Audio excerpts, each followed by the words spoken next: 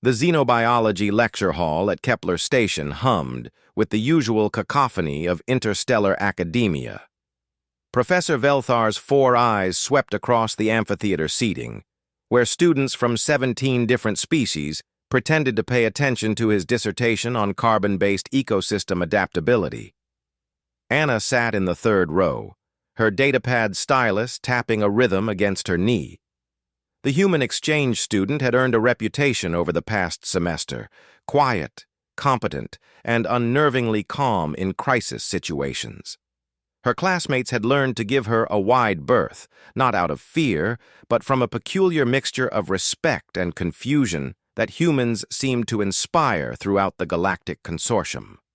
Roma lounged 2 seats away, his chitinous exoskeleton gleaming under the lecture hall's bioluminescent panels. The Kreshtar noble had arrived at Kepler Station with an entourage, expensive gravity-defying boots, and an ego that could barely fit through the airlocks. His mandibles clicked in boredom as the professor droned on about atmospheric nitrogen cycles. The human homeworld, Professor Velthar continued, possesses remarkably hostile characteristics.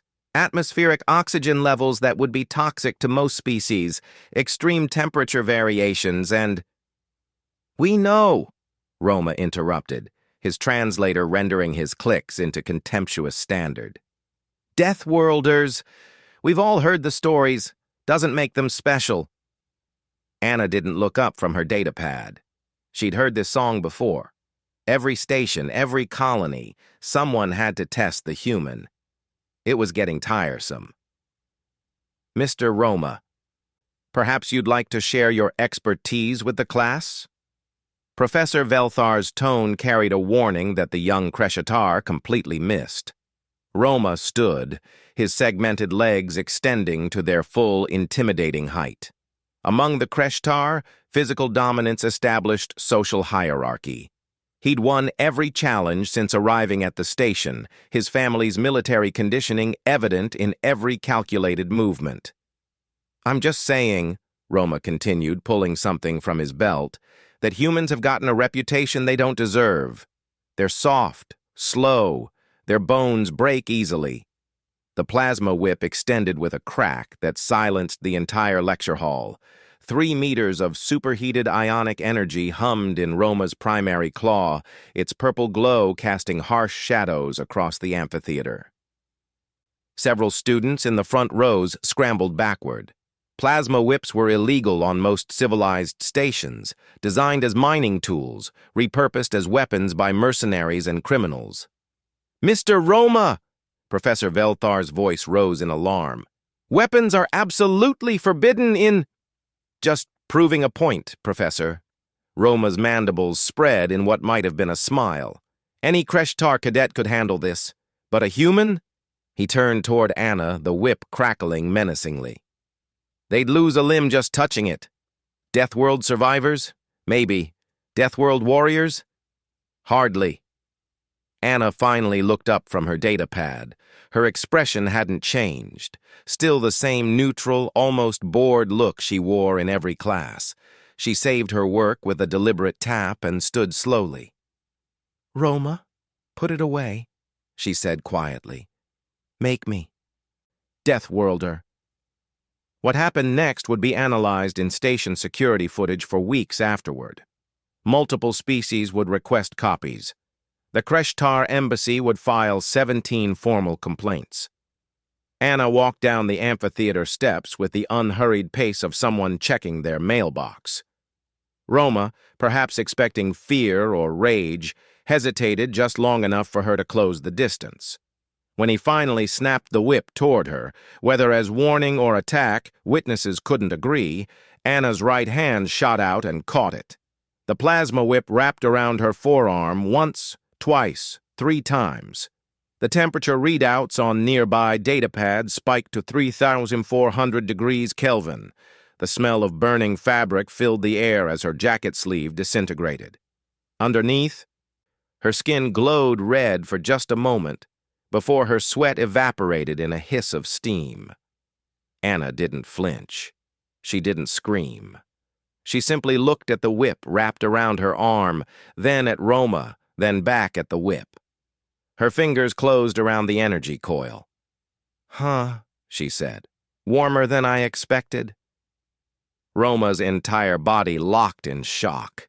Every instinct in his Crescitar nervous system screamed that what he was seeing was impossible. Plasma whips could cut through starship hulls. They could sever limbs in microseconds. This human was holding one like it was a garden hose. Anna gave the whip an experimental tug. The handle jerked in Roma's claw. She tugged again, harder.